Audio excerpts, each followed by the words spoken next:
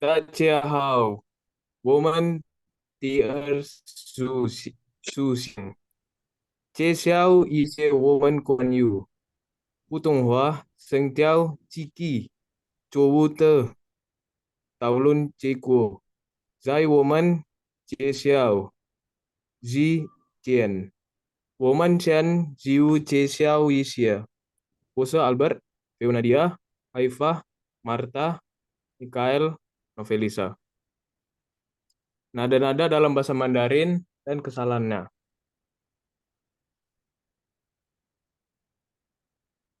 Pendahuluan, latar belakang masalah. Kemampuan bahasa yang baik tentu membantu semua orang dalam berkomunikasi untuk berbagai kepentingan setiap harinya. Dan alat komunikasi yang utama adalah bahasa. Dengan bahasa, kita dapat berhubungan dengan tempat dan dengan berbagai ragam suku bangsa yang ada di dunia. Seiring perkembangan komunikasi, kebutuhan kita akan kemampuan berbagai bahasa adalah hal yang sangat penting dan prioritas. Selain kebutuhan akan bahasa Inggris, kita juga sudah dibenturkan akan kebutuhan untuk menguasai bahasa Mandarin. Percakapan dengan bahasa Mandarin beberapa dekade ini telah populer sebagai bahasa internasional kedua setelah bahasa Inggris. Tingginya kebutuhan akan penguasaan bahasa Mandarin ini, sekolah-sekolah pun sudah mulai membekali pada siswanya dengan keterampilan berbahasa Mandarin. Tidak saja perguruan tinggi, sekolah dasar, sekolah menengah pertama, sekolah menengah atas, juga mengambil bagian dalam mempelajari percakapan Mandarin. Penguasaan akan satu bahasa tentu tidak terlepas dari kebiasaan kita untuk mempergunakan bahasa tersebut.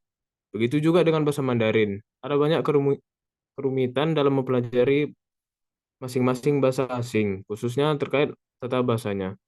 Jika diperhatikan, struktur kalimat dalam bahasa Mandarin lebih kompleks dan memiliki aturan-aturan tertentu. Aturan inilah yang dinamakan tata bahasa. Adapun tata bahasa merupakan kumpulan kaidah atau aturan-aturan penyusunan kata, gabungan kata, dan kalimat.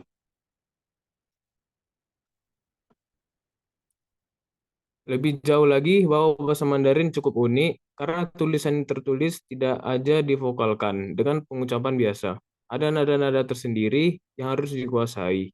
Dan ini merupakan bentuk kendala lain yang dihadapi siswa ketika ada kesalahan dalam pengucapan nada. Arti dari apa yang diucapkan itu dalam artian bahwa tingkat kerumitan bahasa Mandarin juga terletak pada aksara yang penutur juga harus menguasainya. Pada prinsipnya, keinginan untuk menguasai bahasa Mandarin tidak akan lengkap apabila siswa tidak mempelajari huruf atau aksaranya. Sedangkan aksara Mandarin tidak mengandung huruf atau perkata dalam penulisannya. Maka butuh cukup waktu juga untuk bisa menguasainya. Identifikasi dan perumusan masalah. Adapun masalah yang dibahas dalam makalah ini adalah: satu, apa kesalahan penggunaan nada-nada dalam bahasa Mandarin? Dua, bagaimana bentuk kesalahan penggunaan nada-nada dalam bahasa Mandarin?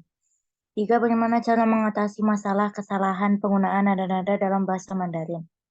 Tujuan penelitian. Satu, mendapatkan pembelajaran dengan menggunakan strategi yang tepat sehingga kemampuan dan hasil belajar bahasa Mandarin meningkat. Dua, mengetahui kesalahan penggunaan nada-nada dalam bahasa Mandarin. Tiga, mengetahui bentuk kesalahan penggunaan nada-nada dalam bahasa Mandarin. Keempat, mengatasi masalah kesalahan penggunaan nada-nada dalam bahasa Mandarin. Manfaat penelitian. Satu, diharapkan dapat membantu mengembangkan pengetahuan para pembaca tentang penggunaan nada-nada dalam bahasa Mandarin beserta kesalahannya. Kedua, diharapkan bisa dijadikan sebagai evaluasi diri untuk memperbaiki kesalahan penggunaan nada-nada dalam bahasa Mandarin. Satu, nada pertama, nada datar. Nada ini merupakan nada paling sederhana dari keempat nada dalam bahasa Mandarin. Ibarat naik mobil sedang berjalan lurus, suara dari nada pertama ini datar dan dipertahankan secara konsisten dari awal hingga akhir kata. Tanda baca untuk nada pertama berbentuk A. Intonasinya seperti saat seseorang sedang berpikir.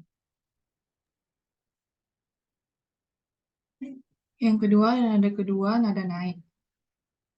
Nada ini mengikuti kurva naik di mana seperti mobil sedang menanjak gunung. Tanda baca untuk nada kedua berbentuk A. Gambarannya seperti seorang sedang bertanya, ya. Nada ketiga atau nada yang naik daun. Nada ini merupakan nada yang cukup tricky untuk diucapkan. Nada melengkung ibarat mobil sedang turun lembah, lalu naik lagi. Hal ini sesuai seperti tanda baca dari nada ketiga itu sendiri yang berbentuk A. Gambarannya seperti saat seorang sedang terheran-heran dan bertanya, "Hah?" Jika nada ketiga bertemu nada 1, 2, dan 4, maka dilafalkan setengah nada saja, hanya turun tapi tidak naik. Peletakan nada apabila dalam satu suku kata terdapat dua huruf vokal, maka nada diletakkan sesuai urutan vokal berikut, yaitu A, O, E, I, U. Misalnya Y, harus diletakkan di huruf E, tidak boleh di huruf U. Xiao, nada harus diletakkan di huruf A, tidak boleh di huruf I ataupun O.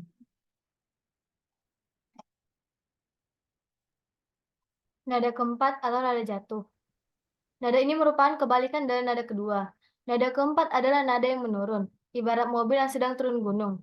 Tanda baca untuk nada keempat berbentuk A. Gambarannya seperti sedang marah atau membentang. Nada kelima atau tidak ada nada. Nada kelima ini tidak jarang digunakan karena biasanya lebih banyak digunakan untuk kata seru atau kata untuk mengakhiri kalimat. Seperti di bahasa Indonesia, kita mempunyai kata lo. Mereka berfungsi sebagai kata imbuhan di akhir kalimat. Berikut adalah contoh dari keempat nada, yaitu nada pertama, nada kedua, nada ketiga, dan nada keempat. Bahasa Mandarin menggunakan sistem nada yang penting untuk membedakan makna antara kata-kata yang sama atau mirip secara fonetis. Kesalahan dalam penggunaan nada bisa membuat makna kata menjadi berbeda. Sebagai contoh, jika Anda menggunakan nada yang salah saat menggunakan ma menjadi ma, hal itu bisa menyebabkan kebingungan atau kesalahpahaman dalam komunikasi. Oleh karena itu, penting untuk memperhatikan dan mempraktikkan penggunaan nada yang tepat dalam bahasa Mandarin. Latihan mendengarkan dan berbicara dengan penutur asli dapat membantu memperbaiki keterampilan dalam menggunakan nada yang dengan benar. Ada beberapa cara untuk mengatasi kesalahan penggunaan kata nada dalam bahasa Mandarin. Yang pertama, belajar dengan teliti. Penting untuk memahami perbedaan nada secara jelas dan mempelajarinya dengan teliti. Kenali perbedaan antara nada pertama, kedua, ketiga, dan keempat, serta dampaknya pada makna kata. Yang kedua, praktik berulang. Praktikkan pengucapan kata-kata dengan nada yang tepat secara berulang-ulang. Latihan ini membantu melatih telinga dan lidah Anda untuk mengenali dan menghasilkan nada yang benar.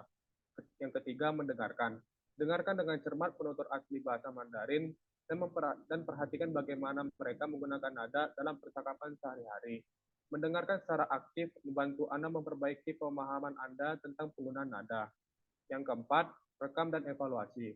Rekam diri Anda saat berlatih berbicara dalam bahasa Mandarin, kemudian dengarkan kembali rekaman tersebut dan evaluasi penggunaan nada Anda. Identifikasi kesalahan yang perlu diperbaiki dan fokuskan latihan Anda pada nada tersebut, pada area tersebut. 5. Minta umpan balik. Mintalah umpan balik dari penutur asli atau guru bahasa Mandarin tentang penggunaan nada Anda.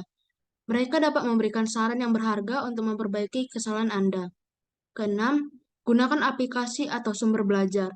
Ada banyak aplikasi dan sumber belajar online yang dirancang khusus untuk membantu Anda memperbaiki penggunaan nada dalam bahasa Mandarin. Manfaatkan sumber daya ini untuk latihan tambahan dan panduan yang lebih mendalam.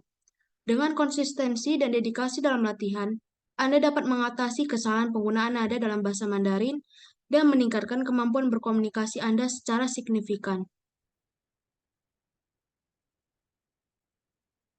Penutup, kesimpulannya adalah nada-nada dalam bahasa Mandarin digolongkan menjadi 5, yaitu nada tinggi atau nada pertama, nada naik atau nada kedua, nada turun naik atau nada ketiga, nada turun atau nada keempat, dan nada netral atau nada kelima.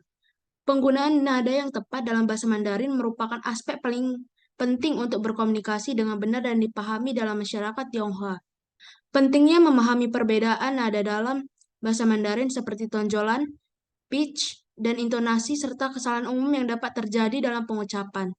Ada beberapa cara untuk mengatasi kesalahan seperti itu, yaitu dengan belajar teliti, praktik berulang, mendengarkan penutur asli bahasa Mandarin, rekam dan evaluasi diri, minta umpan balik dari penutur asli bahasa Mandarin, dan gunakan aplikasi atau sumber belajar yang dapat membantu memperbaiki kesalahan penggunaan nada dalam bahasa Mandarin. Dengan memperhatikan nuansa nada ini, penutur bahasa non-Mandarin dapat memperbaiki kemampuan komunikasi mereka dan menghindari kesalahpahaman yang sering sekali timbul karena penggunaan nada yang salah. Dengan demikian, pemahaman yang mendalam tentang nada-nada dalam bahasa Mandarin dapat meningkatkan kemampuan seseorang dalam berkomunikasi secara efektif dalam konteks budaya Tionghoa. Sebagai saran, penutur non-Mandarin dapat memperbaiki beberapa hal seperti studi intensif dengan meluangkan waktu untuk mempelajari nada-nada Mandarin secara intensif. Kemudian, dengan praktik berkala, yaitu melatih pengucapan dan intonasi Mandarin secara berkala, berlatih dengan pendengar yang fasih dalam bahasa Mandarin dapat membantu memperbaiki kemampuan dalam menggunakan nada yang tepat. Lalu, menjadi pendengar aktif saat belajar bahasa Mandarin, mendengarkan berbagai sumber seperti lagu, pidato, dan percakapan untuk memperkuat pemahaman tentang nada-nada yang digunakan dalam konteks yang berbeda. Lalu dengan meminta koreksi dan umpan balik dari pengajar bahasa Mandarin. Dan yang terakhir, dengan berkomitmen untuk konsistensi dalam memperbaiki kemampuan dalam menggunakan nada yang tepat, dengan latihan yang berkelanjutan akan membantu mencapai tingkat yang diinginkan dalam berbicara bahasa Mandarin dengan lancar dan akurat. 这就是我们的全部，谢谢。